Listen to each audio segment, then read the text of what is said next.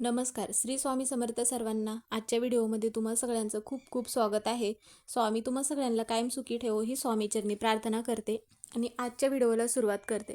तर आजचा व्हिडिओ असा आहे की आता 2026 या वर्षातील म्हणजेच की जानेवारी 14 जानेवारी वार आहे बुधवार. तर या दिवशी आहे मकर संक्रांत. तर आता मकर संक्रांत हा जो सण आहे तर हा प्रत्येक महिलांचा आवडीचा सण मानला जातो. आता प्रत्येक सणच हा प्रत्येक महिलांचा आवडीचा असतो, पण त्यातल्या त्यात मकर संक्रांत हा जो सण आहे तर अत्यंत मोठ्या उत्साहाने साजरा केला जातो सगळीकडे. तर यामध्ये मकर संक्रांत तर ही किती दिवसाचा सण असतो, तर त्यामध्ये पहिला दिवस म्हणजे की भोगी, ज्या दिवशी आपण सगळ्या भाज्या एकत्र करून त्याची मग भाजी बनवली जाते.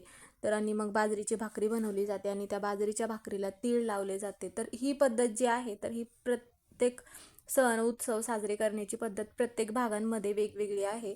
तर त्याचप्रमाणे भोगीच्या दिवशी काही भागांमध्ये जे पांढरे तीळ असतात तर त्याची मग पुरणपोळी बनवली जाते. ज्या पद्धतीने आपण डाळीची पुरणपोळी बनवतात तशा पद्धतीने मग तिळाची पुरणपोळी म्हणून बनवली जाते. तर त्याचप्रमाणे काही भागांमध्ये जशी पद्धत असते तशी साजरी करतात. तर तुमच्या इकडे जी पद्धत असेल तशा पद्धतीने तुम्ही मकर संक्रांत हा सण साजरा करू शकता. तर आता ही झाली भोगीचा जो दिवस आहे तर या दिवशी असा पदार्थ बनवला जातो. आणि त्याच्या दुसऱ्या दिवशी जो की मकर संक्रांत आहे. तर आता मकर संक्रांत 14 जानेवारी वार आहे बुधवार आणि त्यानंतर जो तिसरा दिवस आहे तर किंक्रांत, असा 3 दिवसाचा उत्सव असतो मकर संक्रांतीचा.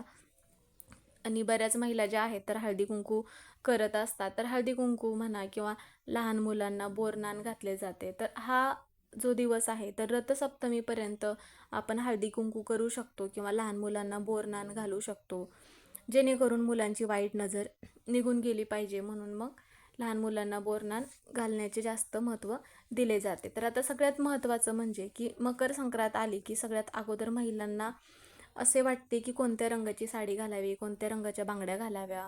मग आता आपण संक्रांतीला सुगड पूजा करत असतो, तर ती सुगड पूजा आपण कशी करावी. ज्या महिला बाहेरी राहतात म्हणजेच की बाहेरगावी राहतात, ज्यांचे सासू म्हणा किंवा इतर नातेवाईक जवळ नसतील, त्या महिलांना मग माहिती नसतं की पहिली संक्रांत असेल गावी म्हणा किंवा आपल्या सासरी माहेरी जाणं शक्य नसेल झालं त्यावेळेस मग आपण संक्रांत म्हणा किंवा सुगड पूजा करायची आहे तर ती कशी करावी. मग आता जे बोळके आहेत तर ते बोळके किती घ्यायचे असतात, मग बोळक्यांमध्ये काय भरायचं असतं, याबद्दलची सगळी माहिती आपण आजच्या व्हिडिओमध्ये घेणार आहोत. व्हिडिओ शेवटपर्यंत बघा म्हणजे ही माहिती तुम्हाला पूर्णपणे समजेल. व्हिडिओ आवडला तर व्हिडिओला लाईक करा, चॅनलवर नवीन असेल तर सबस्क्राईब करा. तुम्हा सगळ्यांना मकर संक्रांतीच्या खूप खूप शुभेच्छा.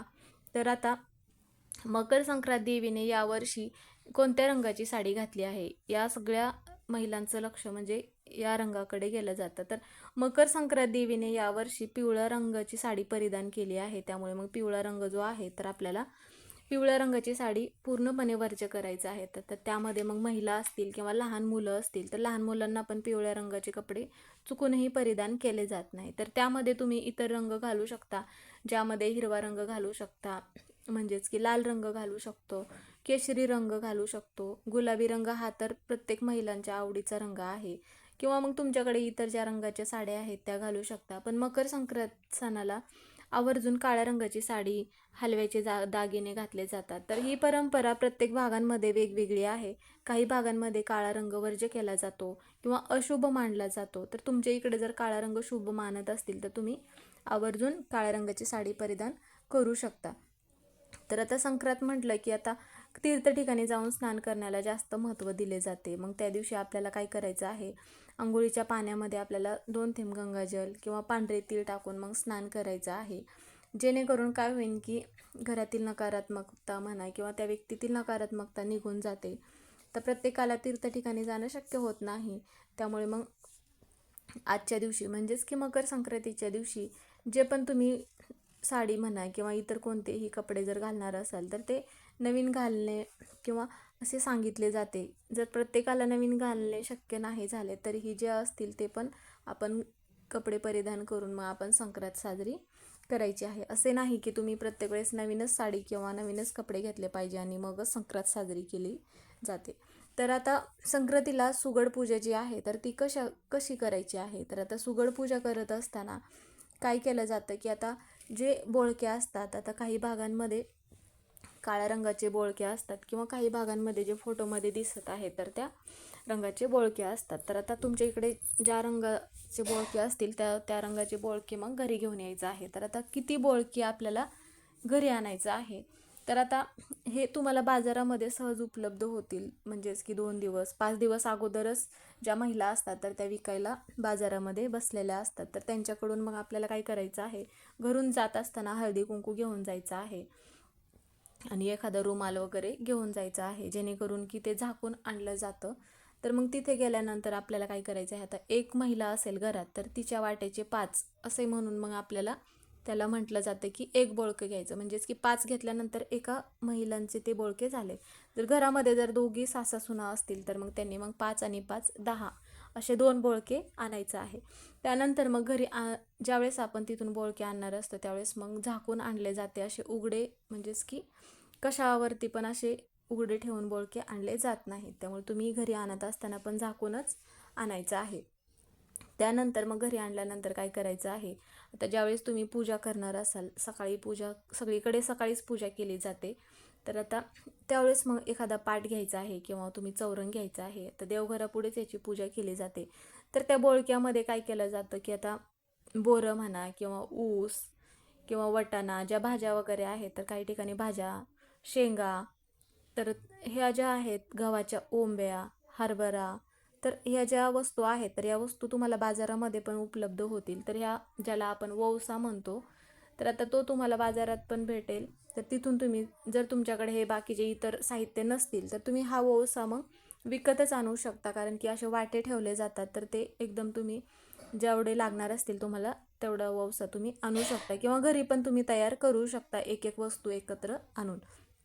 त्यानंतर ते बोळके आपल्याला काय करायचं आहे, स्वच्छ धुवून घ्यायचे आहेत. धुवून घेतल्यानंतर त्या बोळक्यांची पूजा करायचं आहे, त्यांना हळदी कुंकू लावायचं आहे आणि त्यामध्ये हे जे वौसा आहे तर हा सगळा वौसा त्यामध्ये भरायचा आहे आणि त्यामध्ये थोडेसे तीळ टाकायचे आहेत, तिळगुळ टाकायचा आहे, पूजा करायचं आहे आणि आपण जो कोणता पदार्थ बनवला आहे तर त्यामध्ये मग नैवेद्य म्हणून आपल्याला हा पदार्थ अर्पण करायचा आहे. आणि नंतर मग आपल्याला पूजा करून घ्यायचं आहे, धूपदीप लावायचं आहे आणि ते जे बोळके आहेत तर ते आपल्याला 5 बोळके असतात. तर किंवा तुमच्या इकडे 2-3 महिला असतील तर त्यांच्या वाटेचे जेवढे असतील. तर आता ही जी पद्धत आहे तर काही भागांमध्ये काय केलं जातं, त्यातलं जर एक किंवा 2 बोळके जे आहेत तर जिथे तुळशी वृंदावन आहे आपलं तर तिथे ठेवले जातात. तर आता तुमच्या भागामध्ये जशी पद्धत असेल तशा पद्धतीने तुम्ही हे बोळक्यांची जी पूजा आहे तशी करू शकता.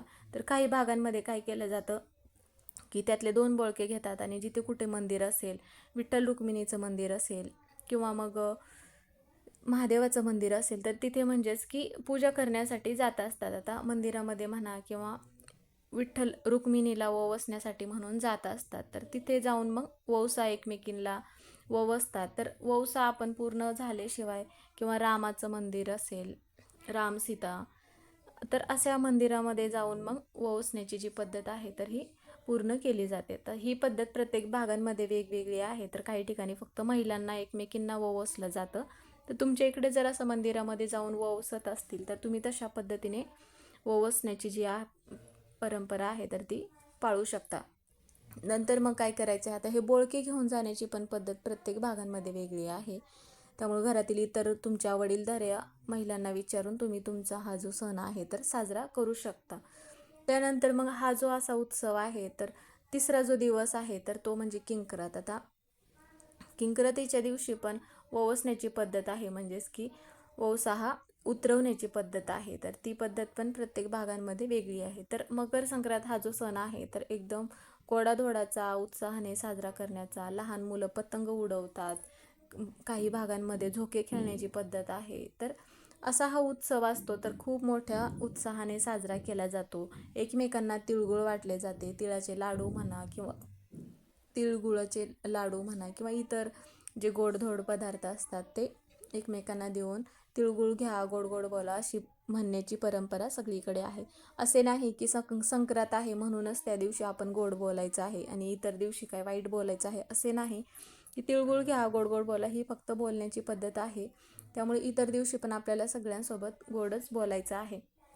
तर मग तुम्हाला ही माहिती समजलीच असेल की मकर संक्रांतीला सुगड पूजा कशी करायची आहे, बोळक्यामध्ये आपण काय भरायचं आहे, कधी पूजा करायची आहे, तर याबद्दलची माहिती इथेच संपली. व्हिडिओ कसा वाटला कमेंट करून नक्की सांगा.